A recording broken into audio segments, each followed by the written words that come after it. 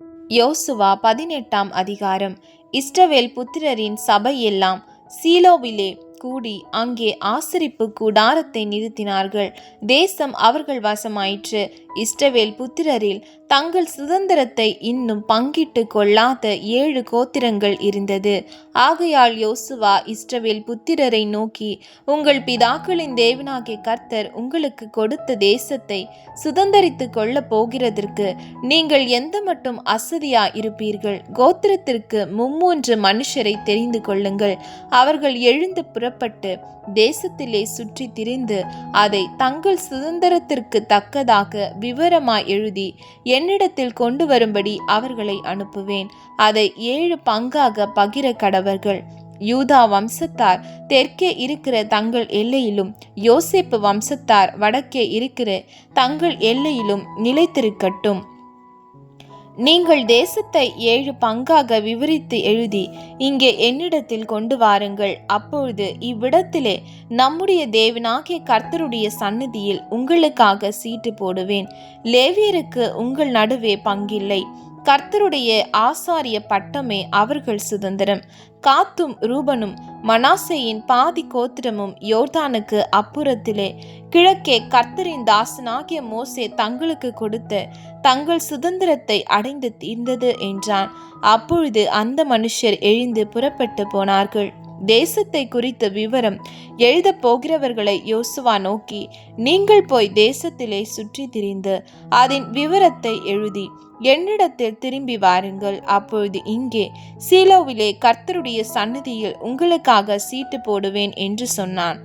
அந்த மனுஷர் போய் தேசமெங்கும் அந்தந்த பட்டணங்களின் படியே 7 பங்காக ஒரு புஸ்தகத்தில் எழுதி கொண்டு சீலோவில் இருக்கிற பாளையத்திலே யோசுவாவின் இடத்தில் வந்தார்கள்.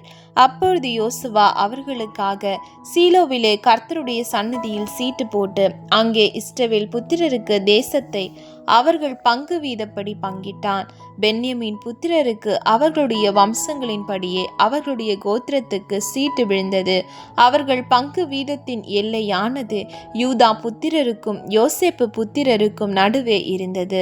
அவர்களுடைய வட எல்லை யோர்தானில் இருந்து வந்து எரிகோவுக்கு வடபக்கமாய் சென்று அப்புறம் மேற்கே மலையில் ஏறி பெத்தாவேன் வனாந்திரத்தில் போய் முடியும்.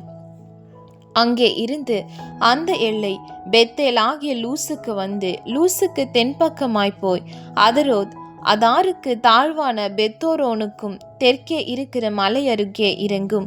அங்கே இருந்து எல்லை மேற்கு மூலைக்கு பெத்தோரோனுக்கும் எதிரே தெற்கே இருக்கிற மலைக்கு தென்புறமாய் போய் திரும்பி கீரியாத் பாகால் எண்ணப்பட்ட யூதா புத்திரரின் பட்டணமாகிய கீரியாத் எயாரிம் அருகே போய் முடியும். இது மேற்கு எல்லை.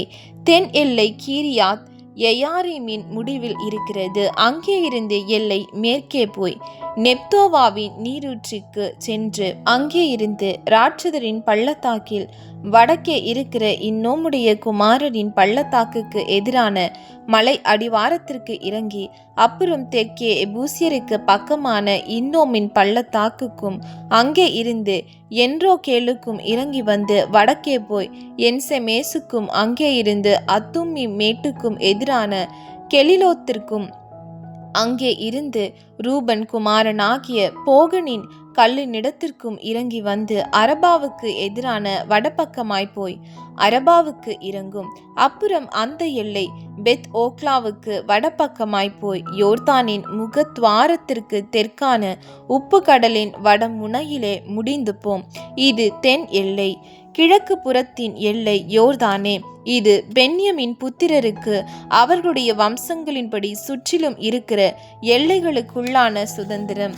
பென்யமின் புத்திரரின் கோத்திரத்திற்கு அவர்களுடைய வம்சங்களின்படி இருக்கிற பட்டணங்களாவன எரிகோ, பெத் ஓக்லா, கேசிஸ் பள்ளத்தாக்கு, பெத் அரபா, செமராயிம், பெத்தேல், ஆவிம், பாரா, ஒப்ரா, கேப்பார், அமோனாய், ஒப்னி, காபா என்னும் 12 பட்டணங்களும் அவைகளின் கிராமங்களுமே.